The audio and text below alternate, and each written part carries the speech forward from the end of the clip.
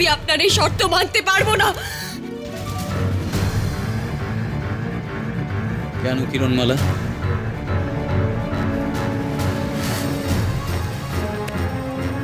আমি বিবাহিতা, অমৃতনগরীর যুবরাজ কুমার পৃথ্বীরাজ। আমার স্বামী, রাক্ষসেরা তাকে পাথরের পুতুলে পরিণত করে, আর সেই পাথরের পুতুলকে খণ্ড খণ্ড করে দেয়। আমি ওরই দেহাংশ উদ্ধার করতে এখানে এসেছি। একটি অংশ আমি প্রায় উদ্ধার করে ফেলেছিলাম, তখনই আপনাদের প্রহরীরা আমাকে ধরে ফেলে। তোমার স্বামী পাথরের পুতুল হয়ে গেছে, তাহলে তো তোমার আমাকে বিবাহ করতে কোনো বাধা নেই।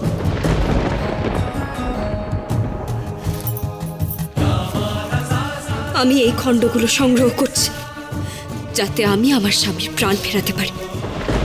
প্রাণ ফেরাবে? তাও আবার এই খণ্ডিত পাথরের পুতুলে? অসম্ভব। সম্ভব। আমার কুমারের প্রাণ আবার ফেরানো সম্ভব। এটা আমার কুমারের পাথরের পুতুলের একটি খণ্ড। দয়া করে আমাকে মুক্তি দিন, নাহলে আমার সব চেষ্টা ব্যর্থ হয়ে যাবে। অসম্ভব, অসম্ভব। তুমি শুধু তখনই মুক্তি পাবে যখন তুমি আমাকে স্বামী রূপে স্বীকার করে নেবে।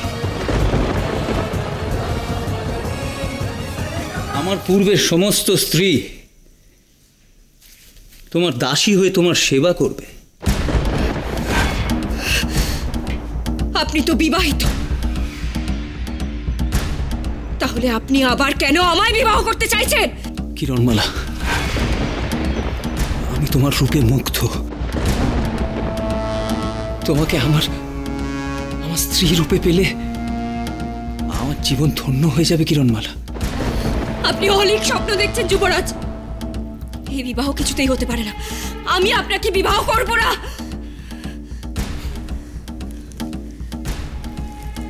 কিরণমালা,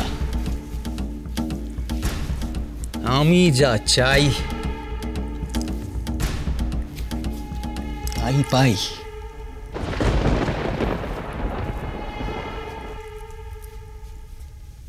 মৃত্যুদণ্ড নয়, কাল আমাকে বিবাহ করার জন্য প্রস্তুত হও কিরণমালা।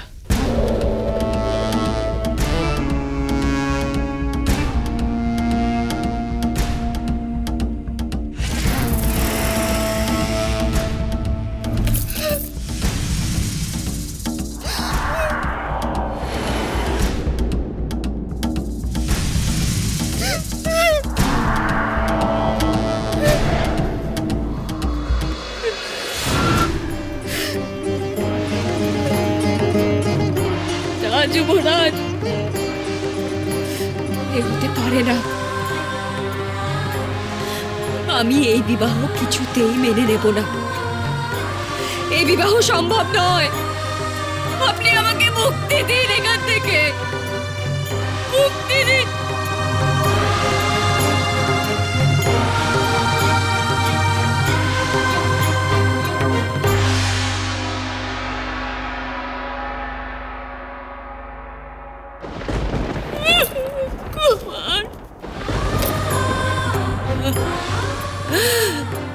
কুমার, আমি তোমার প্রাণ কি করে ফেরাবো? কি করে উদ্ধার করবো তোমার দেহের অংশ?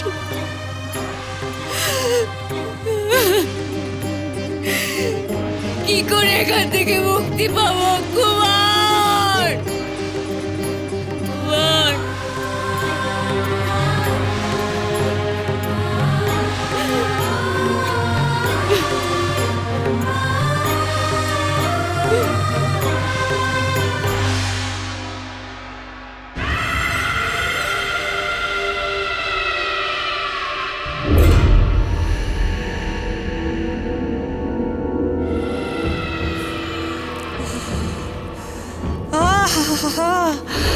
কিরণমালার জন্য আমার কি কষ্ট হয় না?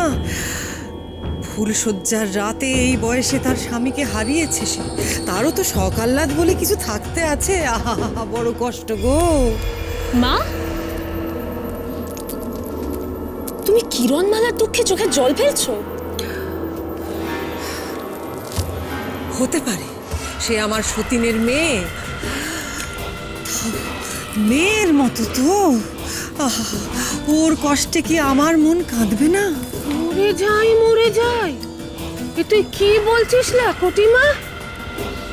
মা মা, আমরা কিরণমালার বিনাশ চাই, কিন্তু কিন্তু সাগর যুবরাজের সঙ্গে যদি কিরণমালার বিয়ে হয়ে যায় তাহলে তো আমাদেরই ক্ষতি। ক্ষতি না, লাভ, শুধুই লাভ।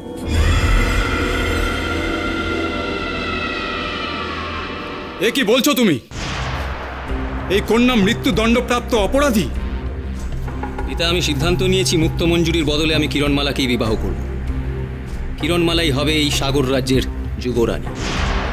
আর আমি আপনাকে কথা দিচ্ছি পিতা, কিরণমালার সঙ্গে বিবাহ করার পর আমি আর কাউকে কখনো বিবাহ করব না।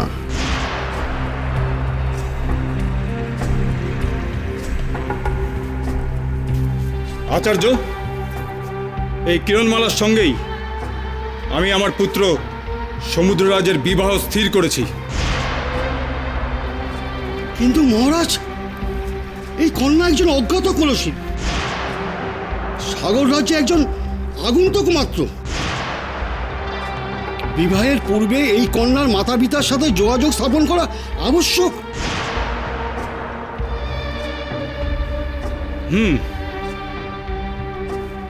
এই মুহূর্তে কিরণমালার কাছ থেকে খবর নিয়ে ওর পিতা মাতার কাছে দূত প্রেরণ করো।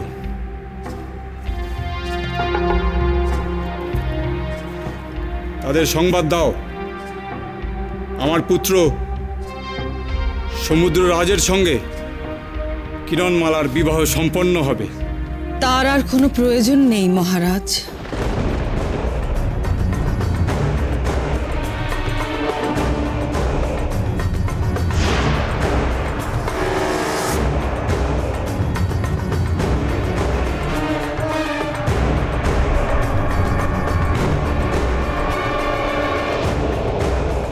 কে আপনি?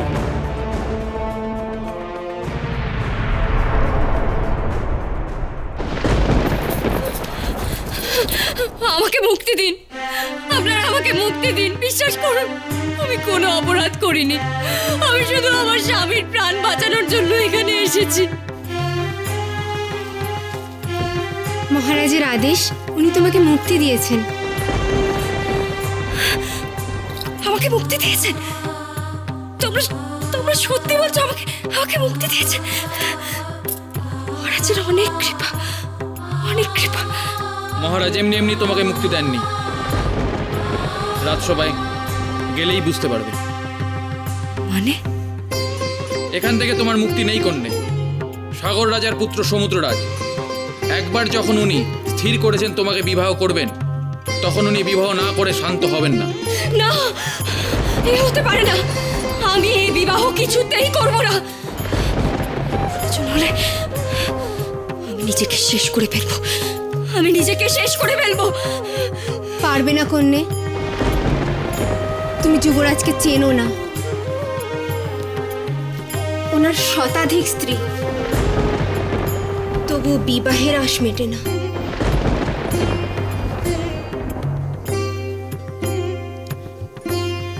কোনো সুন্দরী কন্যা দেখলে উনি তাকে প্রথমে বিবাহ করেন, কিছুদিন পরে তাকে দাসী নয় বন্দিতে রূপান্তরিত করে।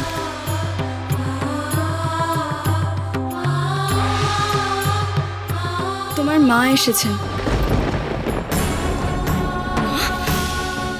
আমার মা এসেছে? তোমরা সত্যি বলছো? আমার আমার মা এসেছে? হ্যাঁ কিরণমালা, সত্যি তোমার মা এসেছেন। Hero.